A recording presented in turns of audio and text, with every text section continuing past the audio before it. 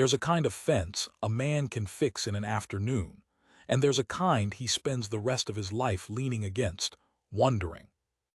I was 31 years old, broke down to my last dollar and my second worst pair of boots, when I rode into Coldwater Draw looking for a day's work and a place to water my horse.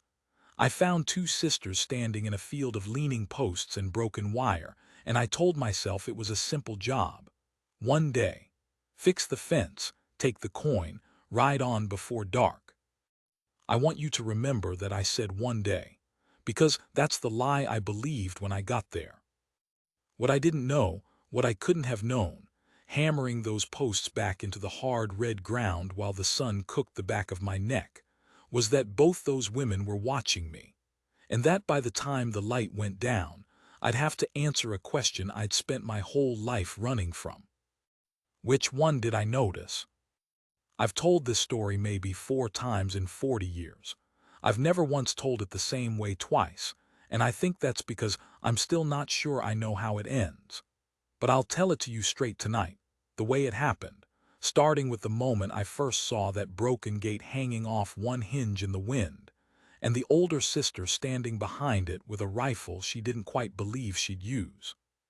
Stay with me. This one cost me something to say out loud. The gate was hanging by a single hinge when I first saw it, swinging a slow, tired arc in the wind, and the sound it made, that long, complaining creak on the downswing, is the first thing I remember about the vain place. Not the sisters, not the smell of wood smoke off the chimney, or the way the whole valley sat cupped in the low hills like water in a palm. The creek. I've noticed since that the important moments of my life almost always announce themselves in small sounds first, and I never learn to listen until it's too late. I reined up maybe 40 feet short of it. My horse, a rangy dun-eyed named Sermon because he was long and dull and never shut up, dropped his head to crop at the burned grass, and I let him, because I was busy looking at the woman on the other side of that gate. She had a rifle, not pointed at me, not exactly, held low across her body the way people hold a thing they've decided to carry but haven't decided to use. She was maybe 30, sun-worn, with her sleeves shoved past the elbow and a smear of something dark, mud or blood, I couldn't tell, across one forearm. Her hair had come loose from wherever she'd pinned it that morning and hung in strings against a face that had learned, somewhere along the way, to give nothing away for free. "That's far enough," she said. "Yes, ma'am," I said, and I meant it. I'd learned a long time ago that a man on a horse looks like a threat to a woman standing alone, and there's no amount of "I don't mean any harm" that fixes that, so I didn't try. I just put both my hands loose on the saddle horn where she could see them and waited. She looked me over the way you'd look over a horse you were thinking about buying and had already half decided against. "You lost." "Might be, depends where I am." That got the faintest twitch at the corner of her mouth. Not a smile. The memory of where a smile used to live. "You're at the edge of the only water for 12 miles, she said, "which makes it my water, which makes you either thirsty or a problem, and I've had my fill of the second kind." I'll tell you what I noticed about her in that first minute, because it matters later, more than I understood at the time. I noticed she was tired in a way that went deeper than a hard day. It was in the set of her shoulders, the way she'd braced herself against the gatepost like she needed it to keep standing. I noticed the rifle stock was worn smooth in exactly one place, the place a nervous thumb rubs, and I noticed she wasn't nervous, which meant somebody before her had been. And I noticed that behind all of it, underneath the hardness she wore like a coat 2 sizes too big, there was a person who'd been carrying something alone for a long, long time, and had stopped expecting anyone to help her carry it. I fidget when I think, always have. There's a bent horseshoe nail I've kept in my vest pocket for going on 9 years now. I found it in the dirt of a corral in Kansas the day my brother died, and I've never quite been able to throw it out. I run it back and forth between my first 2 fingers when my mind's working on something. I was working it then, feeling the little wrong angle of it, thinking about how to say what I needed to say. "I'm not a problem, ma'am," I said finally. "I'm just a man who does fences. Yours looks like it lost a fight." She followed my eyes down the line of it, and it had lost a fight. The whole south run had gone over, posts leaning like drunks, wire down and tangled in the grass, and past that a stretch where it looked like something big had just walked straight through it and kept going. A steer, maybe. A whole night of steers. "Storm," she said, and there was a weight on the word that told me it was more than a storm, but she didn't offer more and I didn't ask. "You do fences." "I do fences. Good ones. I can have that south run standing straight and holding by dark if you've got the posts and wire, and cheaper than you'd think, because I'm honest and I'm hungry and I've got nowhere I need to be." She studied me a while longer. I've thought about that pause a lot over the years. I think she was doing arithmetic, the arithmetic of a person who's been burned so many times she does it automatic now, weighing what a thing might cost her against what she couldn't afford to lose. And I think, in the end, the fence lost. Standing there leaning drunk against the hills, that fence was going to cost her cattle, and cattle was money, and money was the difference between the vain place surviving another winter and not. And I could see her decide that the risk of me was smaller than the certainty of that. "Nell," she said, just that. Her name, offered like a coin she wasn't sure she could spare. "Elias Rourke," I said. "Eli mostly. There's posts stacked behind the barn, Eli mostly. Wire in the loft. You touch anything that isn't fence, you'll wish the storm had gotten you instead." She let the rifle drop the last few inches to point at the ground. "You eat at noon and at dark. You don't come in the house, and you're gone by morning." "Yes, ma'am." She turned and walked back toward the house, and it was only then, watching her go, that I saw the second one.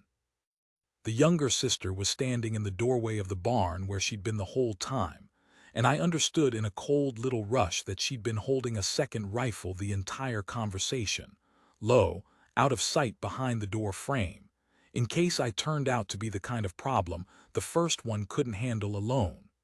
She lowered it now, easy, and stepped out into the light, and that's the first I saw of Wren. She was younger than Nell by 5 or 6 years, and where Nell had gone hard and quiet, Wren had gone the other way. She moved quick and looked at everything, and when she looked at me she did it directly, no flinch, a kind of open curiosity that was almost startling after her sister's flat wariness. She had a streak of grease along her jaw. She'd been working on something, some piece of machinery, and she wiped her hands on a rag as she came and looked at me the way you'd look at a book somebody'd left on your porch, like she was already trying to read the title. "You really do fences," she said, "or is that just the thing you say?" "I really do fences." Because the last man who said he did fences did about half of one and drank the rest of the money. She said it lightly, but her eyes stayed on me, testing. Nell doesn't remember it that way. Nell remembers it worse.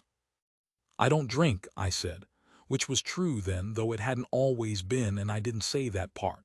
"And I finish what I start." "Everybody finishes what they start until they don't." She tossed the rag over a rail and jerked her chin toward the barn. "Posts are back here. I'll help you carry." "You don't have to." "I know I don't have to." And there it was, the same steel Nell had, just worn on the outside instead of buried. "It's my fence, too." So that's how I came to be building the Vane sisters' south run, with the younger one hauling posts alongside me, while the older one watched from the porch and pretended not to. I want to tell this part slow, because it's the part that mattered, and I didn't know it was mattering while it happened. The work was hard. Hard is a small word for it. The ground out there was red clay baked to the consistency of fired brick, and every post hole was a war. You get 8 inches down and hit a shelf of caliche that turned the bar in your hands, and you'd have to chip and pry and cuss and go at it again. By mid-morning, my hands had opened up in 3 places and the sweat was running into the cuts, and I'd taken my shirt half off and tied the sleeves round my waist and given myself over to the pure animal work of it. The swing and the drop and the tamp. The swing and the drop and the tamp. Wren worked beside me the whole time and didn't complain once. That's a thing I noticed.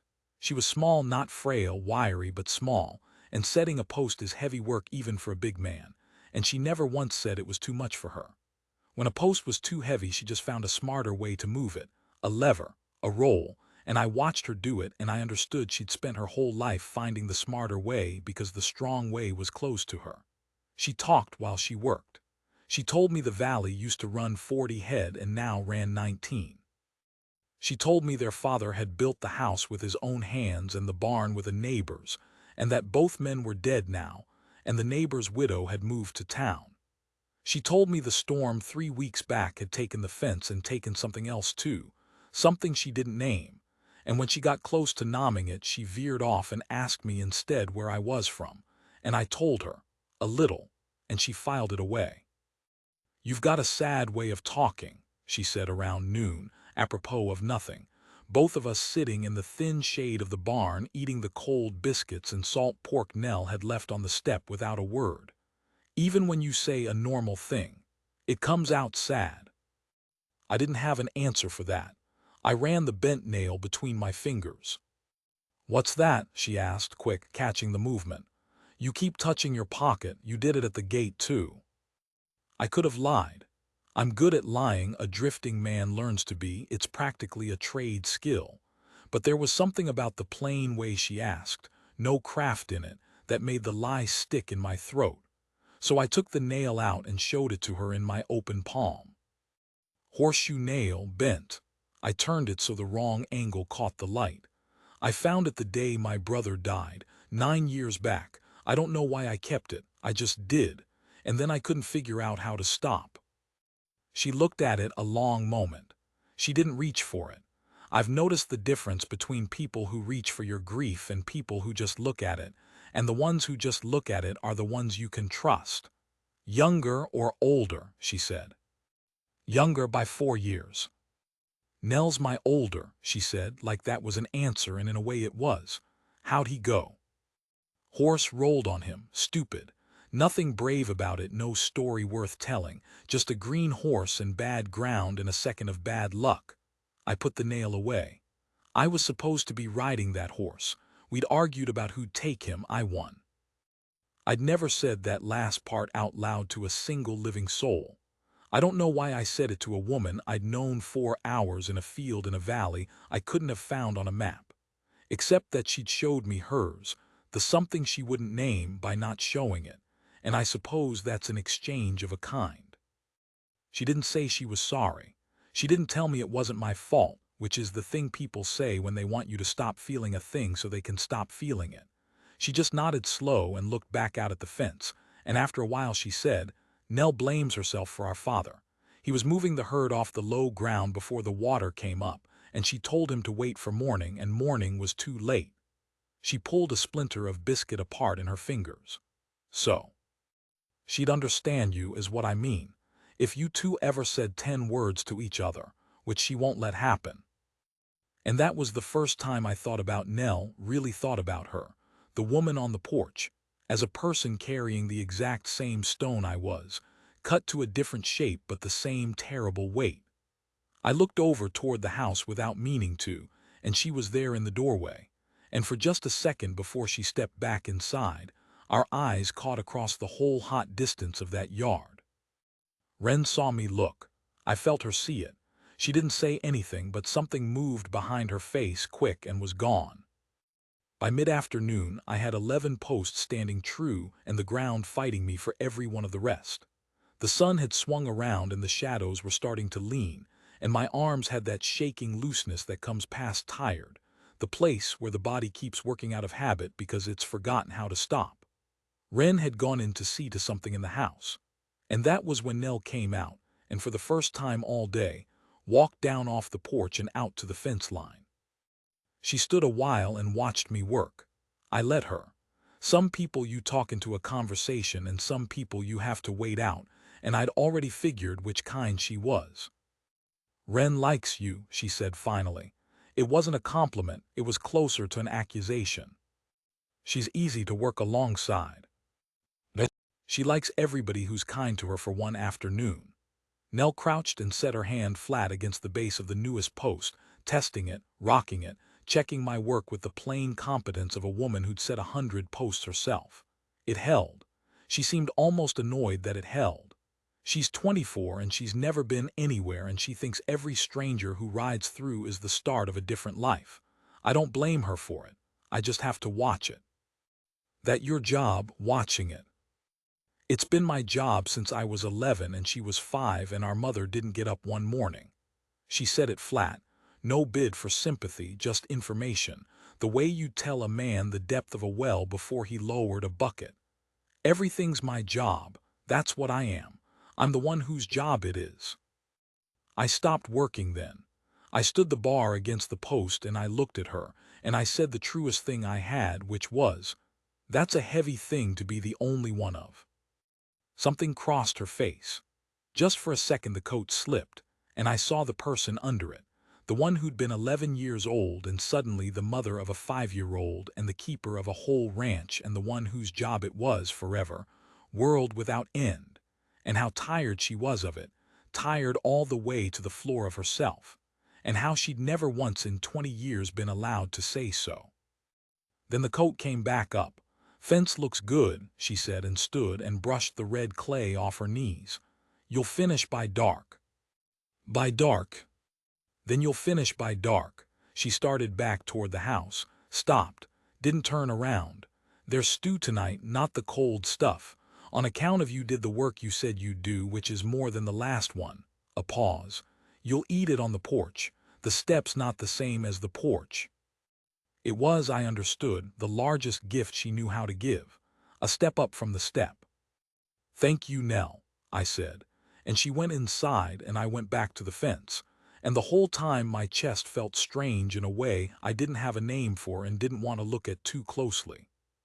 Here's the thing I've turned over in my mind for 40 years, so I'll just lay it out plain. By the time the sun went red and low, and I drove the last post of that south run and stood back to look at it, a clean straight line marching off across the draw, wire singing tight in the evening wind, a full day's honest work that would hold through any storm that valley could throw.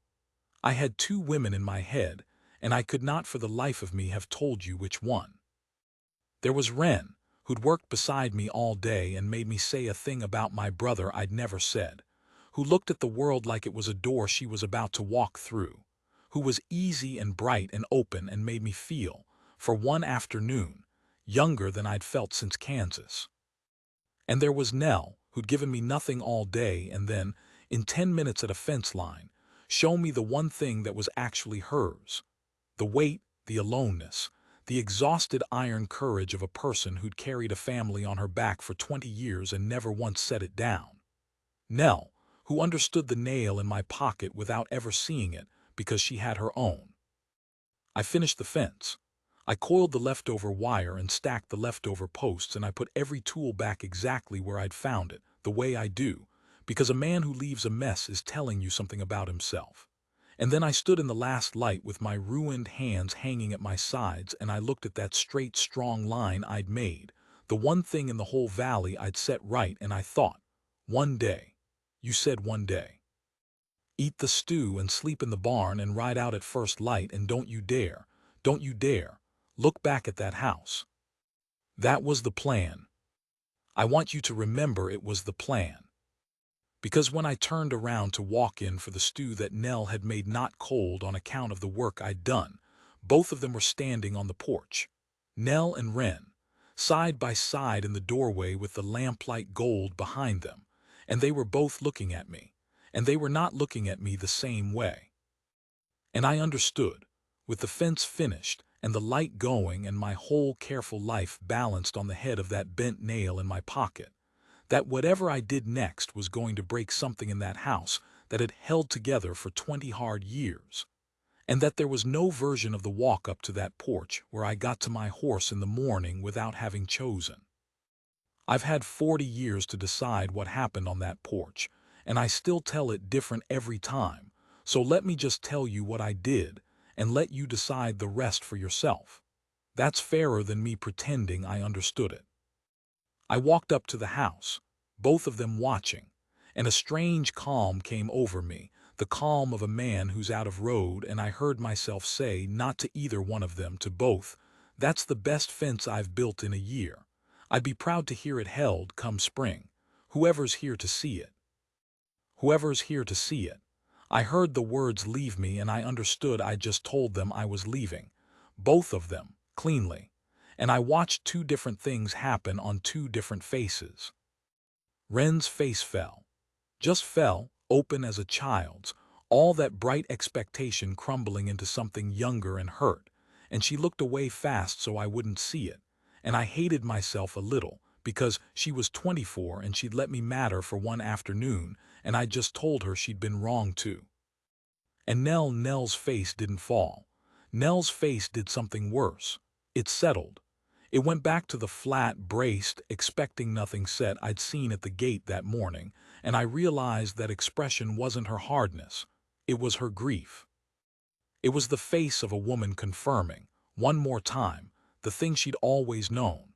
That everyone leaves, that helping is a thing men do on their way out the door, that the fence gets fixed and the man gets gone, and she is, again and always, the one whose job it is to keep standing after.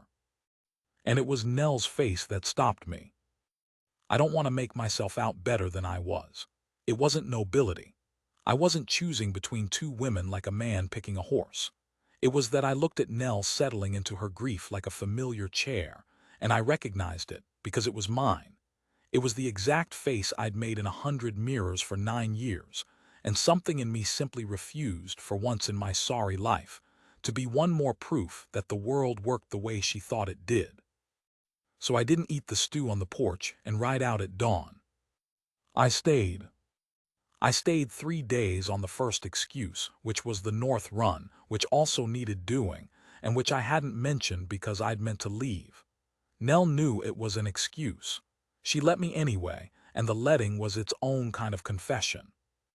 I stayed a week on the second excuse, the barn roof. By the time I ran out of excuses, it was too late to need one. But I have to tell you the hard part, because the whole story's a lie without it, and you came here for the true one. For those first days I did not know. I want to be that honest with you. I'd stayed for Nell because of that settling face, but Wren was still there, bright and wounded and forgiving me a little more each morning. And there is a cowardly, hungry part of a lonely man that wants the easy warmth over the hard one, wants the door that's already open over the wall he'd have to spend years learning to climb. And Wren was the open door. I'd be lying if I told you I didn't stand in front of it more than once. The thing that decided me, I'll tell you, and it's not flattering to me, happened on the 9th night. There was a calf gone down sick, and we were all 3 of us in the barn past midnight, and it was ugly work and it didn't go well. And around 2 in the morning the calf died in the straw with its head in Wren's lap, and Wren cried. Openly, the way she did everything, her whole face given over to it. And Nell didn't cry. Nell knelt down and closed the calf's eyes with 2 fingers, and then she got up and started cleaning, because the stall had to be cleaned, because it was her job, because it was always her job, and she did it dry-eyed at 2 in the morning, having just watched a thing die. And I saw her jaw working, holding it all down the way she'd held everything down for 20 years. And I understood that Wren's tears would be gone by breakfast and Nell's would never come at all. And that the second thing was so much lonelier than the first that I could not stand to leave her alone inside it. I picked up a rake and started cleaning the other side of the stall. Didn't say anything.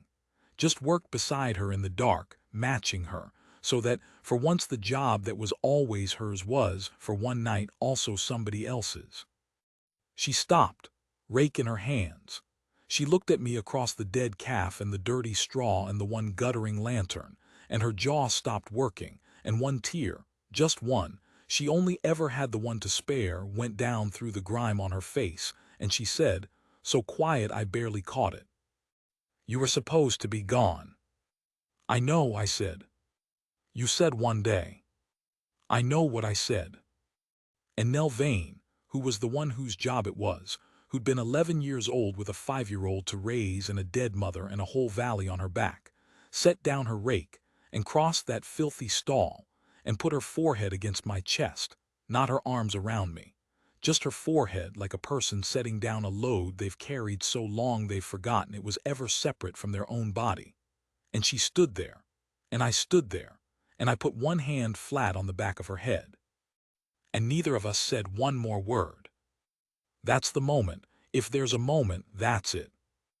Now, I told you at the start that the question was which one did he notice, and I've made it sound like I chose, clean and sure, and if I left it there, I'd be lying to you the way I've been half lying to myself for 40 years. So here's the rest of it. Here's the cost. Wren left in the spring. She'd seen it. Of course she'd seen it, she saw everything. That was who she was, she'd seen it before I did. Probably that first day when she caught me looking at the house and something moved behind her face and was gone. And she was 24 and she'd never been anywhere. And she'd let a stranger be the start of a different life. And the different life had turned out to be her sister's. And I don't think she was even angry in the end, which was worse. I think she just understood that she couldn't stay and watch it, and that maybe she'd been waiting a long time for a reason to go anywhere at all, and that I was as good a reason as she'd ever get. She took the mail coach from the crossing on a bright cold morning. Nell and I drove her in.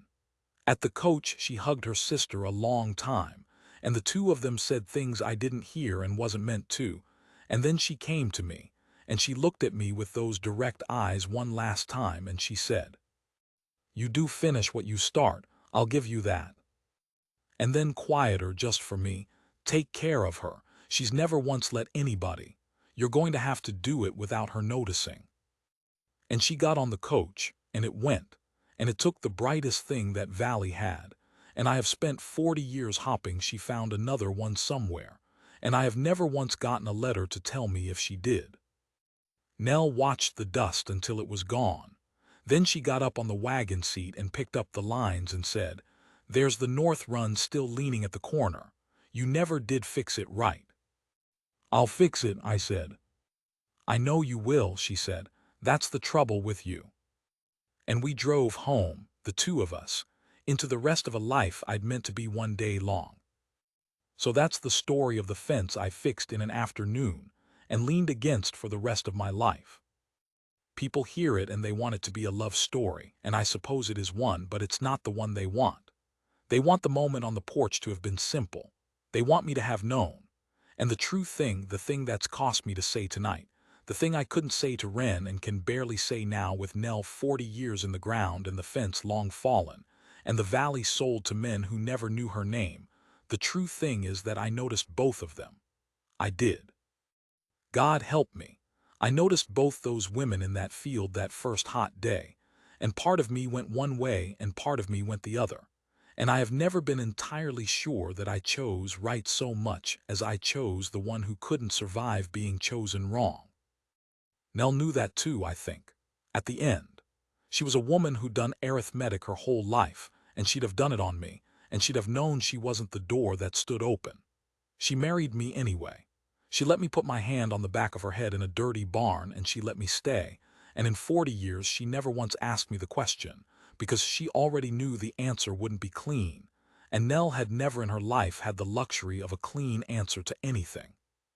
The last thing she said to me, and I'll end on it, because I've been talking too long, and some of this I've never said out loud and don't intend to again. The last thing she said near the end, when she was small in the bed, and I was holding the hand that had set 1,000 posts, was, "You should have eaten the stew and gone. It would have been easier on everybody." And I said it would have. And she said, "I'm glad you didn't." She only ever had the one tear to spare. I want you to know that at the very end she spent it.